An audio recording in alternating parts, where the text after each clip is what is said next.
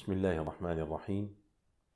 الحمد لله رب العالمين، وأفضل الصلاة وأتم التسليم على حبيب قلوبنا وشفيع ذنوبنا نبينا محمد وعلى آله وأصحابه أجمعين.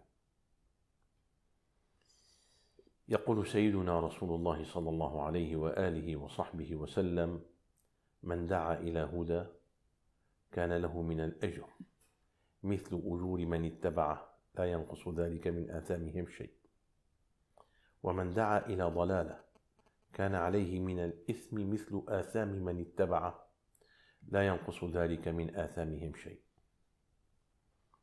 أيها الإخوة والأحباء، أيتها الأخوات الكريمات، نحن في شهر وصفه النبي صلى الله عليه وسلم أن الله تعالى يغل أن يضع الأغلال فيه بأيدي وأرجل الشياطين، بل مردة الشياطين. كل ذلك عون لكم أيها المسلمون من أجل أن تقوموا في شهر رمضان بواجب هو من أعظم الواجبات، ألا وهو الدعوة إلى الله عز وجل، أن تدلوا الناس، تأخذوا بأيديهم لمعرفة الله، لمحبة الله. لا ترضوا أبدا أن تكونوا أنتم المحبوبين فقط عند الله عز وجل، لا، بل عليكم أن تأخذوا بأيدي أزواجكم، زوجاتكم، أولادكم، بناتكم، جيرانكم، بل كل من تلوذون به ويلوذ بكم. دلوه على من تحبون، على من يحبكم ويحبهم. دلوه على الله، عرفوه بالله، ذكروه بنعم الله سبحانه وتعالى. واعلموا أن هذا الإنسان أو هذه الإنسانة التي اهتدت بسببك أنت، وصارت تصلي، تحجبت، صارت تذكر الله تعالى، تقرأ القرآن الكريم، وكل عمل صالح فعلته من بعد ما أكرمها الله تعالى بالهداية تأخذ أجره كاملا غير منقوص، ويكون لك مثل أجرها. هكذا يبين لنا النبي صلى الله عليه وآله وصحبه وسلم، وهذا تشجيع لنا من أجل أن نكون دعاة هداة مهديين. ألم يقل لنا ربنا سبحانه وتعالى: ادع إلى سبيل ربك بالحكمة والموعظة الحسنة، قل هذه سبيلي أدعو إلى الله أنا ومن اتبعني.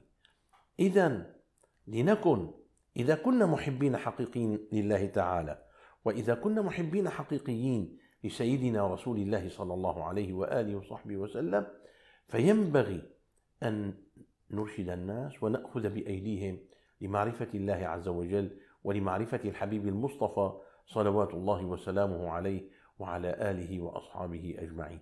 هذه الصورة الإيجابية.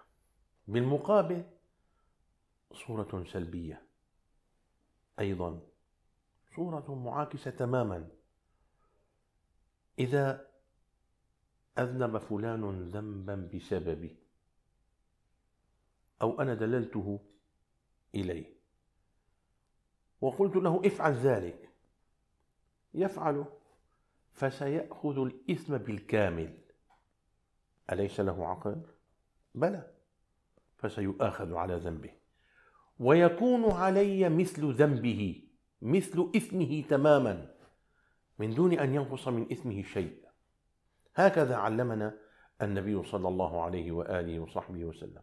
قد يسأل سائل: أين نحن من قول الله تعالى: ولا تزر وازرة وزر أخرى؟ ليس هناك تضارب ما بين الآية والحديث، لا أبدا.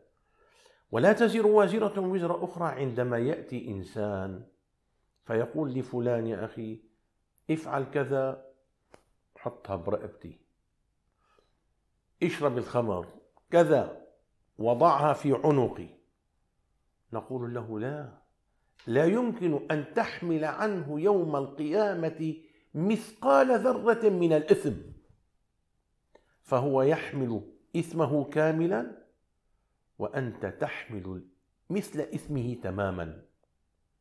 لماذا؟ لأنك كنت داعيا إلى الضلالة والعياذ بالله.